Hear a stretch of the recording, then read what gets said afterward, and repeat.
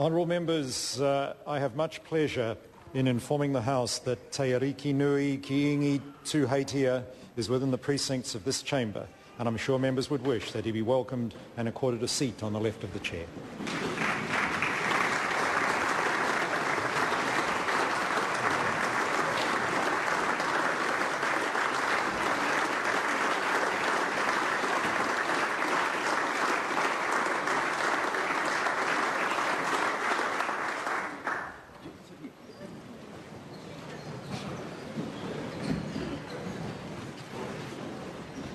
I call on Government Order of the Day number 1.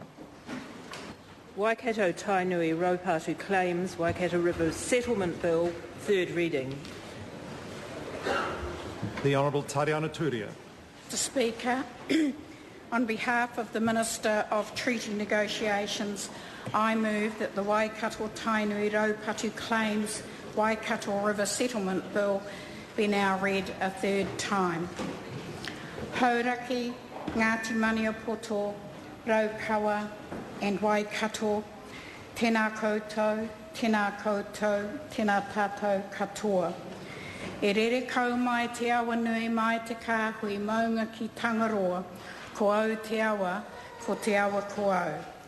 Nā tēnei kaupapa, nā tēnei wānanga, ka puta mai te kōrero, ko ngā wai hono hono i te pō ki Parikino, tēnā tātou.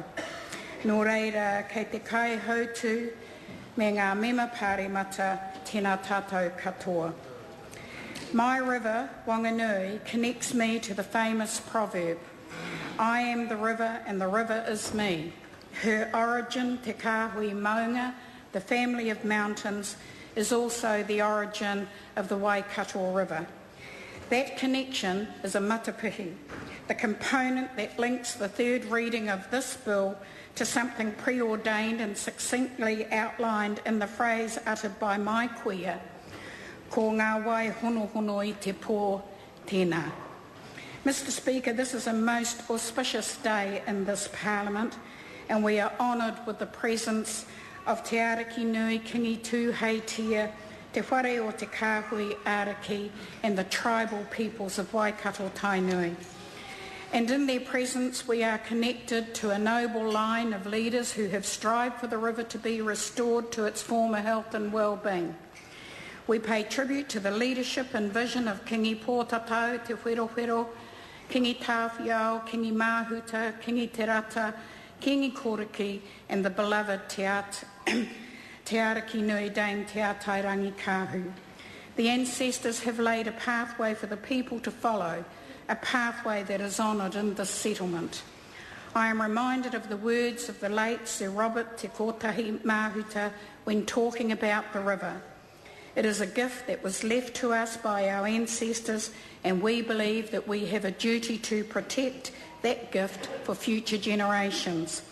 We pay our respects to those of Te Whare o Te Kāhui Ariki, and we think today particularly of the legacy of the late Lady Raiha Mahuta, who along with co-negotiator Tukuroirangi Morgan have played such a distinctive role in their efforts to restore and protect the Waikato River environment. The Waikato-Tainui Raupatu claims Waikato River Settlement Bill fulfills the aspirations of the people to protect the gift of their awa for future generations. A special feature of the settlement is that in seeking to protect the Waikato River, Waikato-Tainui has established an impressive precedent in the form of co-governance entity and subsequent arrangements. I have every confidence that the co-management approach, which has been reviewed and refined over the last 2 years, will provide a vital context for other river settlements.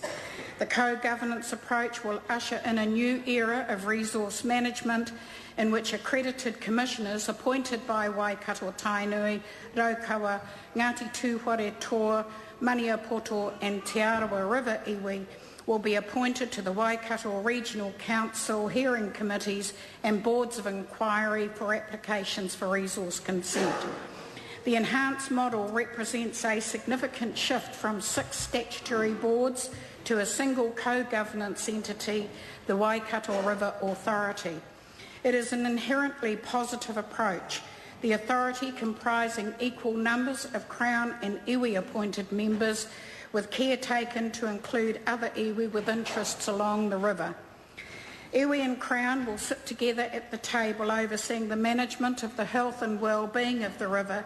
It is as it should be, and it is a sign of things to come.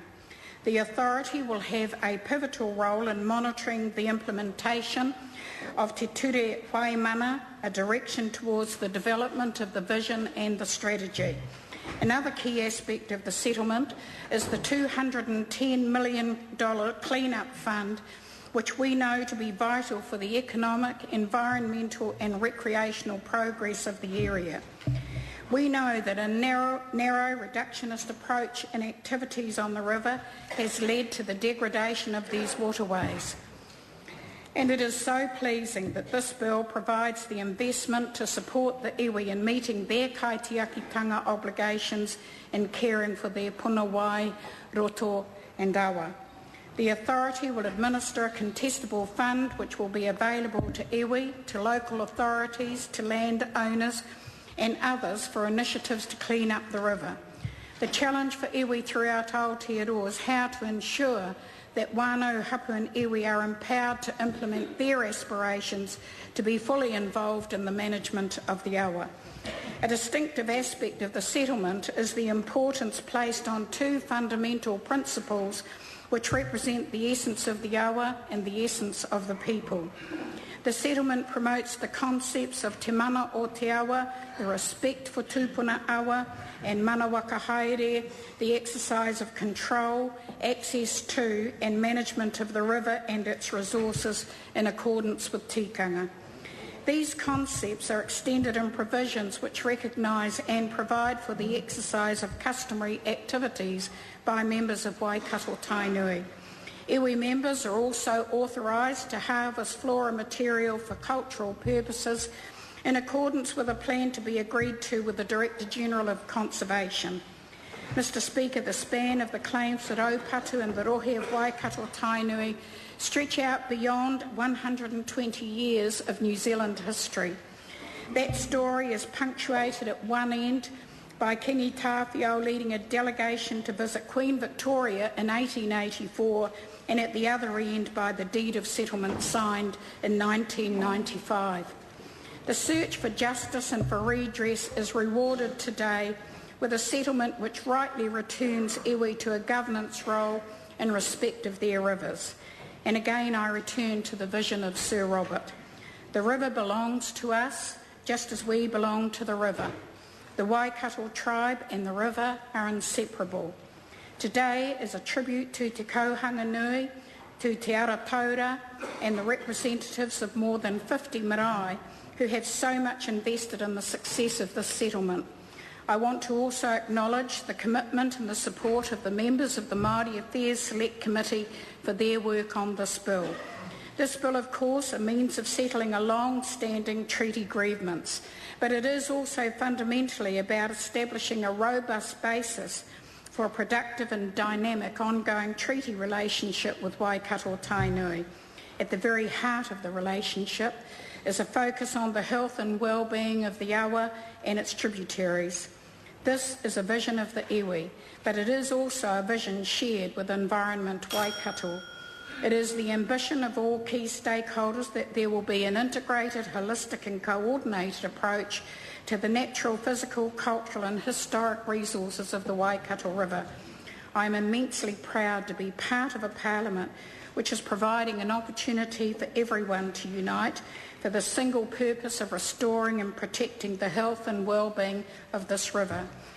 Ko tahi te kōhao o te mira e kuhuna ai te miro mā, te miro pango, te miro whero. Waikato-Tainui is to be commended for their leadership in protecting the unique life force of their river in the interest of generations to come. Mr Speaker, my other river, Wangaihu, starts at Te Waiamoi on Ruapehu and cascades down to Nukuhau, the beginning of Waikato-iti. Excuse me. Today my relatives of Ruapehu have gone to the Waikato-iti to pray and to acknowledge the third reading of this bill